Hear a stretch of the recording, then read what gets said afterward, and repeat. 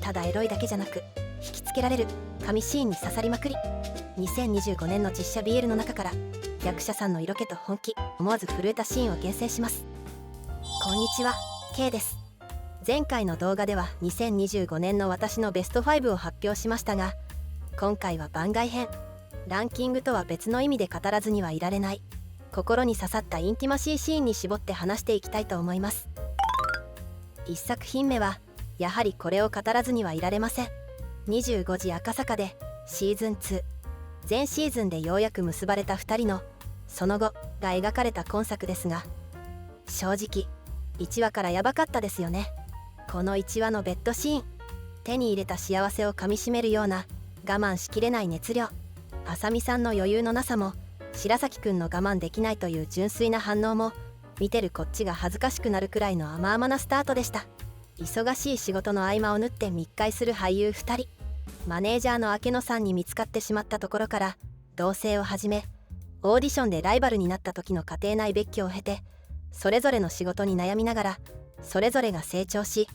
お互いの存在もさらに大きなものになっていきました。最終話で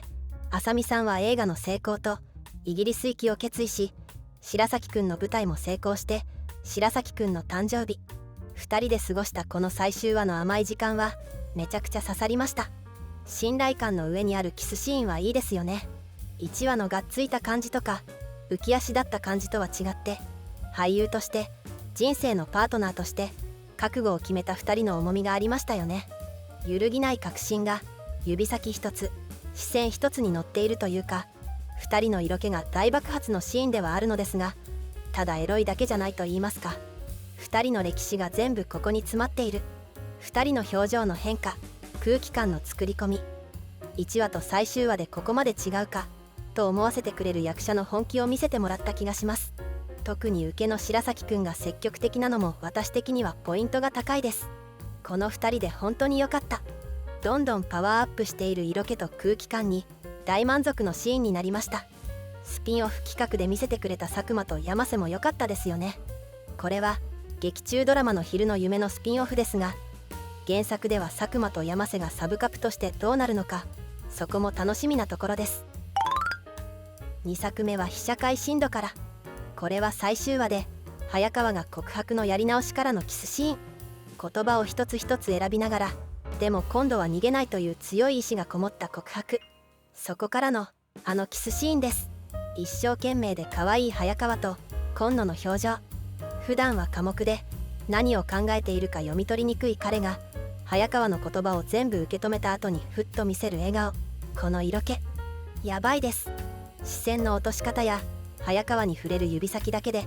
どれほど早川を大切に思っているかが痛いほど伝わってくるようなこのキスシーンはめちゃくちゃ良かった。あえて生々しく描かずに朝チュンでサクッと爽やかに見せる演出、これはこれで大正解だった気がします。朝先に目が覚めた今野が幸せそうに微笑んで寝ている早川を抱きしめるだけで、このドラマのエンディングが流れるのと相まって良すぎました。多くを語らず朝の光の中で幸せそうな2人を見せるだけで視聴者の想像力は最大化されますよね。詳しくは原作を読みましょうという感じではありますが、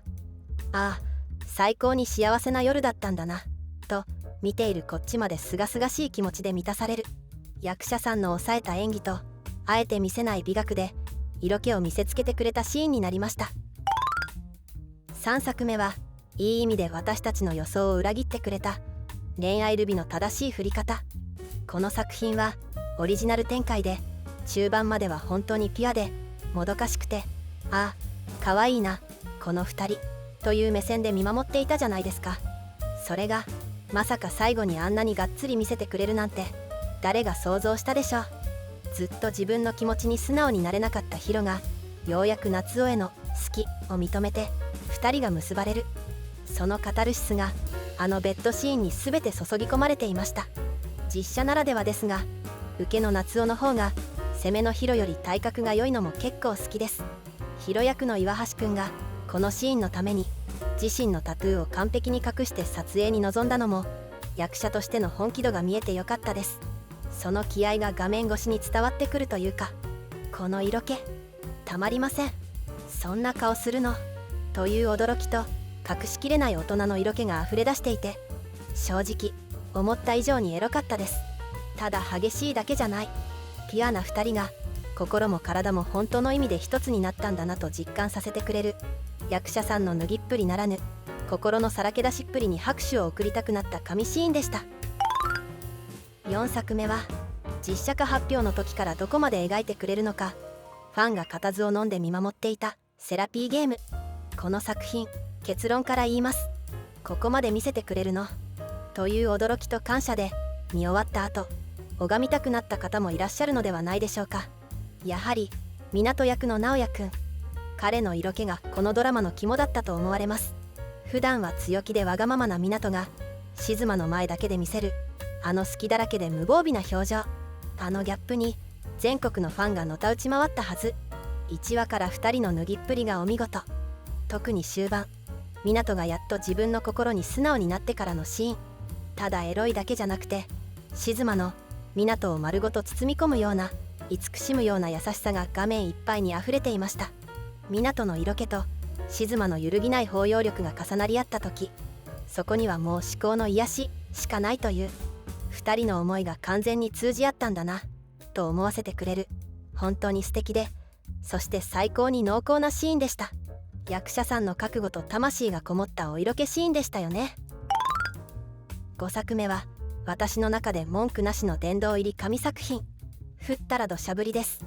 この作品のベッドシーンは今まで紹介した甘い愛の確認とは全く違います。お互いのパートナーに拒絶され限界を迎えた2人が雨の夜に逃げ込むように重ねた体、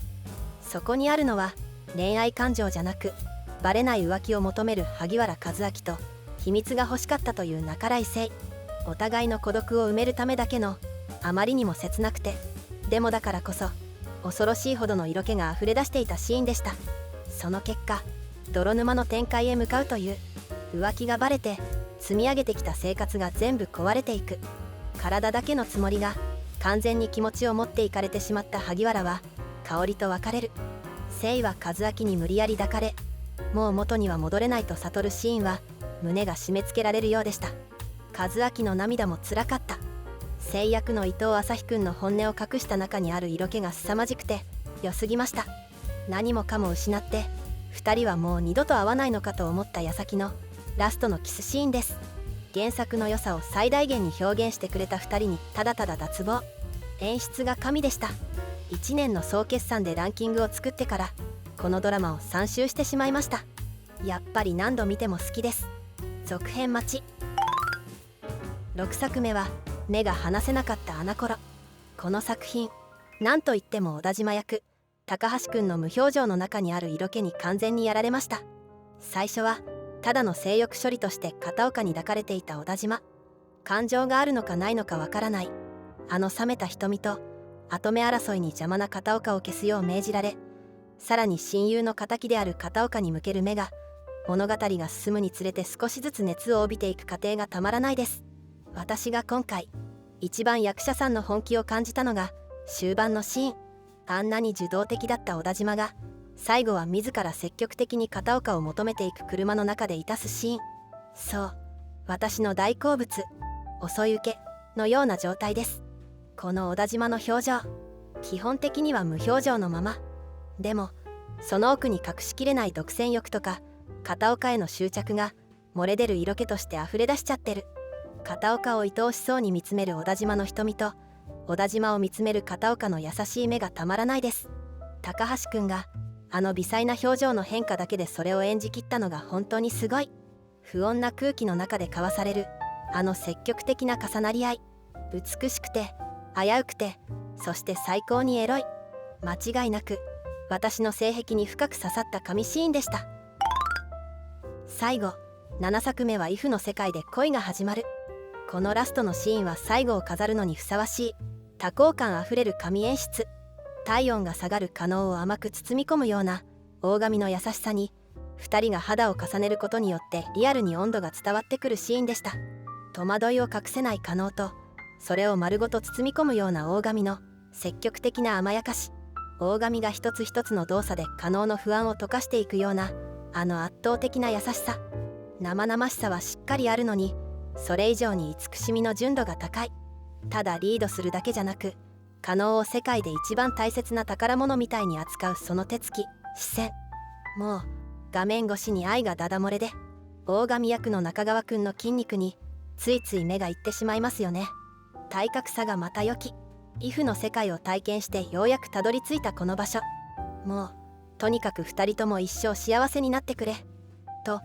2人の未来を心から祝福したくなる最高に尊い名シーンでした。ということで、以上が2025年私の心に刺さった大人向け名シーン7選でした。ただエロいだけじゃない。役者さんがキャラクターの人生を背負って演じるからこそ、こんなにも引きつけられるんですよね。皆さんのあのシーンのここがヤバかったという熱い感想もぜひコメント欄で教えてください。一人で抱えきれないこの萌えをここで共有しましょう。次回は2025年のランキングで語れなかった心が洗われるようなギュアキュン作品の話をお届けします。今回とのギャップがあるので動画を分けます。チャンネル登録をしてお待ちいただけると嬉しいです。それではまた次の動画でお会いしましょう。